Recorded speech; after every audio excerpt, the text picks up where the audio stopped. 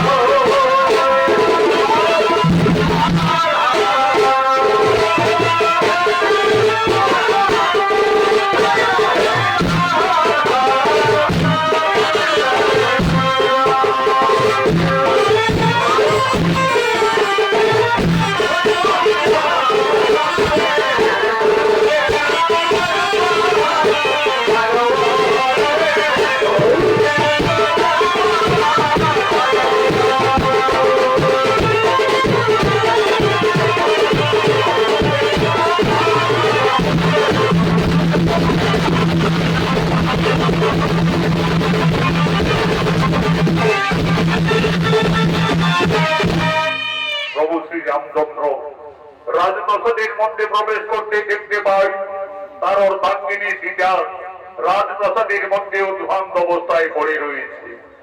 কি আমার সীতা ওইভাবে রাজপ্রাসাদের মধ্যে পড়ে রয়েছে কেন?